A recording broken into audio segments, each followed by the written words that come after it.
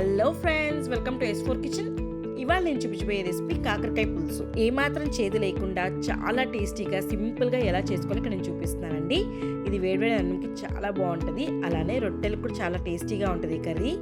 చాలా వరకు అందరు కూడా ఫ్రైస్ చేసుకుంటారు కదా, ఫ్రైస్ అంటే ఆయిల్ ఎక్కువ పడుతుంది. అలా కాకుండా కొద్దిగా ఆయిల్తో టేస్టీగా ఉండే ఈ పులుసు ఒక్కసారి ట్రై చేయండి. మళ్ళీ మీరు ఇదే కర్రీ చేసుకుంటారు, ఫ్రై జోలికి వెళ్ళరు. డయాబెటీస్ వాళ్ళకు కూడా కాకరకాయ రెసిపీస్ చాలా మంచిది కదా. సో ఎలా చేయాలో ఇక్కడ నేను చూపిస్తున్నాను. Let's get started. ఫస్ట్ గా ఒక పాన్ పెట్టేసుకొని 1 టేబుల్ స్పూన్ పల్లీలు వేసుకుంటున్నాను. పల్లీలు మీడియం ఫ్లేమ్ లో పెట్టుకొని దూరగా వేపుకోవాలి. హై ఫ్లేమ్ లో పెట్టుకుంటే పైన మాడిపోతే కానీ లోపల వేగవు. సో సిమ్ ఫ్లేమ్ లో పెట్టుకొని వేపుకోండి. వేగిపోయాయి కదా. ఇప్పుడు 1/2 టేబుల్ స్పూన్ నువ్వులు వేసుకుంటున్నాను, తెల్ల నువ్వులు. ఒక 1/2 టీ స్పూన్ జీలకర్ర. అలాగే ఇక్కడ తురిమిన ఫ్రెష్ కొబ్బరి తీసుకున్నానండి, ఒక 1 టేబుల్ స్పూన్. అది కూడా 1 టేబుల్ స్పూన్ వేసేసుకొని మొత్తం దూరగా వేపుకోవాలి. ఈ వేపుకునేటప్పుడు అంతా మీడియం ఫ్లేమ్లోనే ఉండాలండి. వేగిపోయింది కదా. ఇప్పుడు ఒక మిక్సర్ జార్లోకి తీసేసుకొని ఫైన్ పౌడర్ లాగా చేసుకొని పక్కన పెట్టుకుందాము. ఫస్ట్గా మనము కాకరకాయలు ఫ్రై చేసుకుంటున్నాము. సో అందుకని ఒక ప్యాన్ పెట్టేసుకొని 1 టేబుల్ స్పూన్ ఆయిల్ వేసుకుంటున్నాను. ఇంకా 2 టేబుల్ స్పూన్స్ పులుసు చేసుకున్నప్పుడు వేసుకుంటున్నాను. కొద్దిగా సాల్ట్ అండ్ కొద్దిగా పసుపు. ఇక్కడ కాకరకాయలు నేను రౌండ్గా కట్ చేసుకున్నానండి, లోపల సీడ్స్ కూడా తీయలేదు. తీస్తే హెల్త్ వైజ్ అంత మంచిది కాదు కదా, అందుకని ఇవన్నీ ఈవెన్ గా స్ప్రెడ్ చేసుకోవాలి ప్యాన్ అంతా కూడా. బాగా ఫ్రై అవుతాయి. కాకరకాయలు వండుకోవాలనుకున్నప్పుడు 2-3 అవర్స్ ముందే కడిగేసుకొని ఒక డ్రై క్లాత్ తుడిచేసి సన్నగా తరిగి ఆరపెట్టుకోవాలి. ఇలా ఆరపెట్టుకుంటే మాత్రం చేదు చాలా తగ్గుతుంది. లేదా మరిపోయి ఇప్పటికిప్పుడు మీరు తరిగేసుకొని వండేస్తే అండి చాలా చేదు ఉంటది. ఇది ఒక చిట్కా ఫాలో అవ్వండి. అండ్ అలానే ఇలా ఆయిల్ లో ముందే కాస్త ఫ్రై చేసుకోవడం వల్ల ఉన్న కాస్త చేదు కూడా బాగా తగ్గిపోతుంది. సో 2 పక్కల బాగా ఫ్రై అయ్యేలాగా వేపుకోవాలి మీడియం ఫ్లేమ్ లో పెట్టేసుకొని. చూసారా, మొత్తం వేగిపోయాయి. ఇదంతా ఒక బౌల్లోకి తీసుకొని పక్కన పెట్టుకుందాము. ఇప్పుడు సేమ్ ప్యాన్ లో ఇంకో 2 టేబుల్ స్పూన్స్ ఆయిల్ వేసేసుకొని ఆవాలు కొద్దిగా, జీలకర్ర కొద్దిగా వేసేసుకుంటున్నాను. కరివేపాకు, ఇక్కడ సన్నగా తరుక్కున్న ఉల్లిపాయలు ఒక 2 వేసుకుంటున్నాను. ఇవన్నీ మీడియం ఫ్లేమ్ లో పెట్టుకొని దూరగా వేపుకోవాలి, ఉల్లిపాయలు బాగా మెత్తపడే వరకు.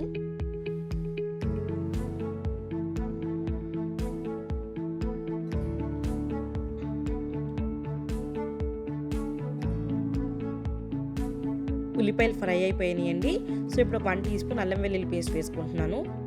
ఇలా అల్లం వెల్లుల్లి పేస్ట్ వేసుకోవటం వల్ల మన చేదును కూడా కొద్దిగా తగ్గినట్టు అవుతుంది ఈ మసాలాలతో. పచ్చివాసన పోయే వరకు ఇది కూడా వేపుకోవాలి. మనం ముందుగా ఆల్రెడీ ఉప్పు వేసుకున్నామండి కాకరకాయలు ఫ్రై చేసేటప్పుడు.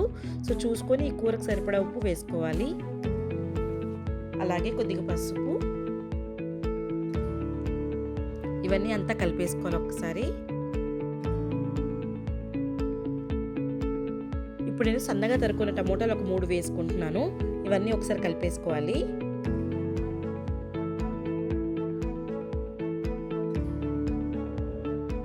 ఇప్పుడు మూత పెట్టేసుకొని టమోటాలు సాఫ్ట్ అండ్ మషీ అయ్యే వరకు మగ్గించుకోవాలి.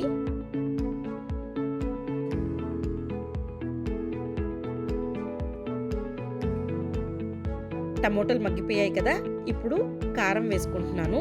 ఇక్కడ కొద్ది కాకరకాయ పులుసు కదా, లైట్గా కారం కొద్దిగా ఎక్కువగానే ఉంటే బాగుంటుంది. అండ్ చింతపండు వేసుకుంటాం కాబట్టి 2 బ్యాలెన్స్ అయిపోతాయి. నేను 2 టీ స్పూన్స్ కారం వేసుకున్నాను అండ్ 1 టీ స్పూన్ ధనియాల పొడి. ఇవన్నీ కూడా బాగా కలుపుకోవాలి. ముందుగా వేపుకున్న మనం కాకరకాయలు కూడా వేసేసుకొని ఈ మసాలాలంతా కూడా దానికి కాకరకాయ ముక్కలు పట్టేలాగా మిక్స్ చేసుకోవాలి. కారం కొద్దిగా ఎక్కువే పడుతుందండి. మళ్ళీ అలాగే పల్లీల పొడి వేసుకుంటున్నాం కదా, ఆ పల్లీల పొడి వేసుకుంటున్నప్పుడు కారం తగ్గిపోతుంది. సో 2 టీ స్పూన్స్ వరకు వేసుకున్నాను నేను.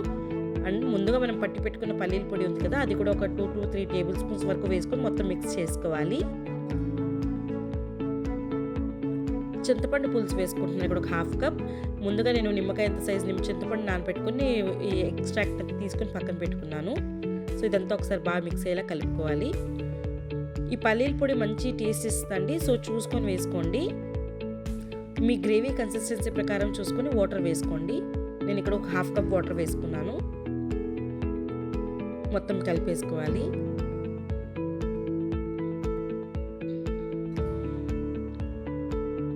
ఇప్పుడు కాస్త బెల్లం, పులుసు అంటేనే బెల్లం పడాలి కదా, అది కూడా కాకరకాయ పులుసు అంటే ఇంకా ఖచ్చితంగా పడితే చాలా టేస్టీగా ఉంటుంది. సో ఇక్కడ నేను 1 టీ స్పూన్ బెల్లం వేసుకున్నాను. ఒక ఒకవేళ మీరు వద్దు అనుకుంటే స్కిప్ చేసుకోవచ్చు. మొత్తం ఒకసారి కలిపేసుకొని మూత పెట్టుకొని మగ్గించుకోవాలి. ఇలా మగ్గించుకోవటం వల్ల మసాలాలంతా కూడా కాకరకాయకి చాలా బాగా పడుతుంది. చూడండి ఆయిల్ కూడా ఊజ్ అవుట్ అయిపోయింది, బాగా కుక్ అయిపోయింది, మసాలాలు కూడా బాగా పట్టేసాయి కాకరకాయకి.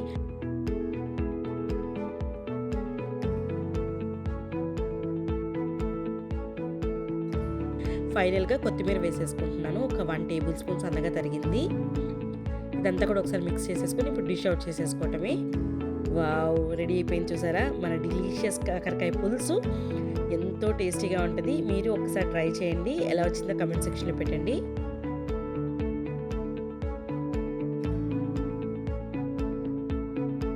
చూసారు కదండి నా వీడియోస్ కనుక నచ్చినట్లయితే నా ఛానల్ లైక్ చేయండి, షేర్ చేయండి, సబ్స్క్రైబ్ చేయండి, పక్కనే బెల్ బటన్ ప్రెస్ చేయండి for the latest updates. Thanks for watching my videos. See you all soon with new recipe. Bye.